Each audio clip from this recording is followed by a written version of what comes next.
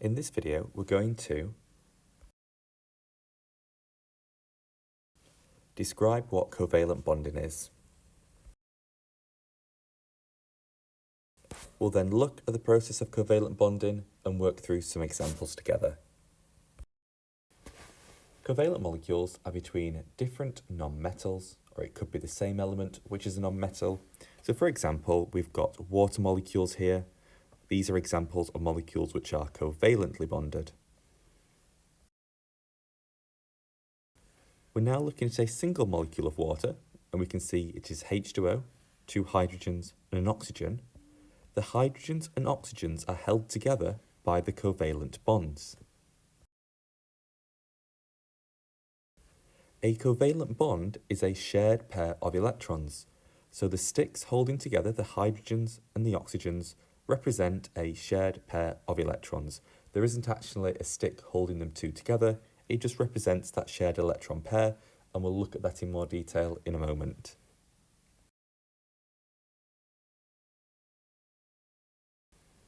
Just like with ionic bonding, we can draw a diagram to show the electrons inside a covalent molecule. Here, we can see a dot and cross diagram showing a covalent bond, which is the shared pair of electron. So the overlaps in these diagrams represent the bonds, which are the shared pairs.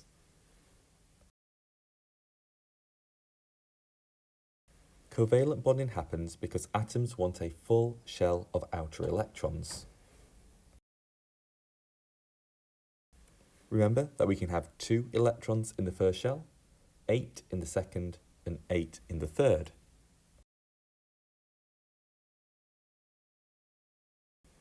Each covalent bond will give an atom 1 extra electron.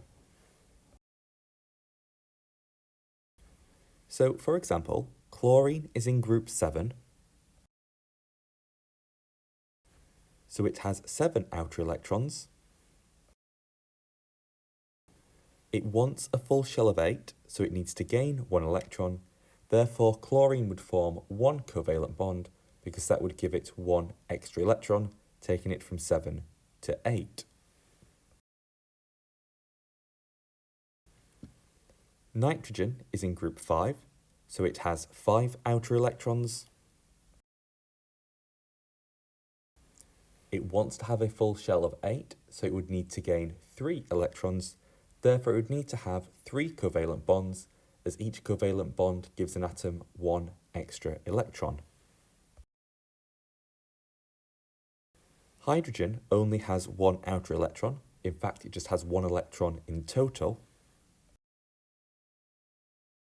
So hydrogen would only need to form 1 bond, as hydrogen wants to have 2 electrons in its outer shell. Hydrogen is the only element we're going to look at today which wants to have 2 electrons in its outer shell. The rest want to have 8. We're now going to look at some worked examples of covalent bonding. We'll start by looking at how we would draw the bonding for HCl. The first step is to use our periodic table to identify the number of outer electrons in each of the atoms involved. So, for example, hydrogen has 1 outer electron.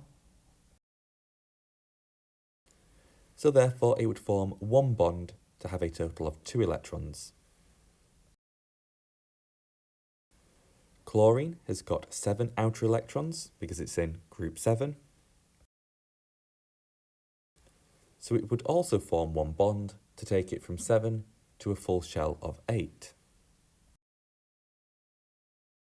Therefore, we could draw a simple stick representation of HCl like this. Hydrogen has got 1 bond, chlorine has got 1 bond. It doesn't matter if it's the same bond, as long as the total number of bonds is correct for each atom. We then draw a circle diagram. Each atom is replaced by a circle, and where there is an overlap between the circles, this is where the bond is. So you can see this bond has been replaced by the overlap. We know that the bond and the overlap represents the covalent bond, which is a shared pair of electrons. So we would put a dot and a cross inside of the overlap. We then need to check that each atom has the correct number of electrons. Hydrogen started off with one outer electron, so if we say that the hydrogen's electrons are the crosses, there should be one cross in hydrogen's circle, which there is. Chlorine has got 7 outer electrons. If we say chlorines are the dots, we'd already drawn one dot in the overlap, so we had to draw 6 more dots to the outside, so it would have 7 dots in total. If we then look at hydrogen's circle, there are 2 electrons on or inside that circle for a full shell of 2, which is correct for hydrogen. If we look at chlorine's circle, there are 8 electrons on or inside that circle, which is a correct full shell of electrons for chlorine. Therefore, we've drawn this diagram correctly. We'll now look at Cl2. So chlorine has got 7 outer electrons, therefore it needs one bond to take it up to 8 electrons in total. We're dealing with Cl2, so there are 2 chlorines, so the other one will be exactly the same. 7 outer electrons and one bond. We could draw a simple stick diagram like this to represent chlorine, each chlorine having one bond. And we would then draw our circle diagram using the stick diagram as a starting point. The atoms have got circles around them. Any bonds are where the circles overlap. We know our bond or our overlap is our covalent bond, therefore it must have a shared pair of electrons inside.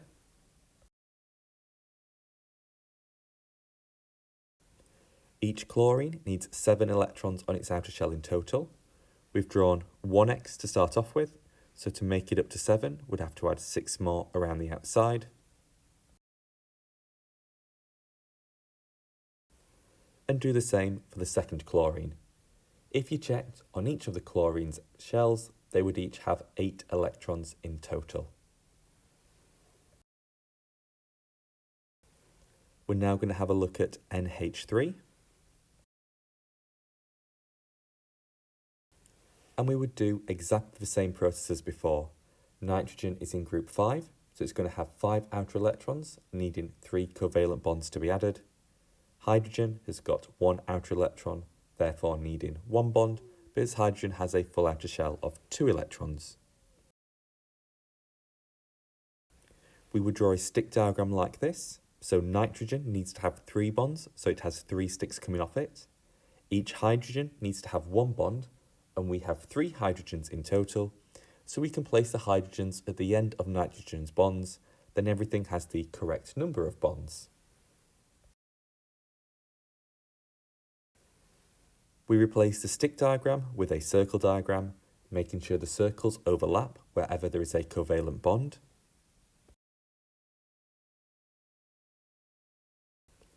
We then draw the covalent bond into the overlaps, which will be a shared pair of electrons.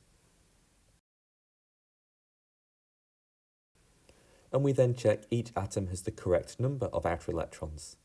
Hydrogen has only 1 outer electron, so we don't need to add any extra electrons to hydrogen. Nitrogen had 5 outer electrons. We drew 3 circles as we had 3 overlaps, so we have to add an additional 2 electrons to have a full outer shell of 5 dots.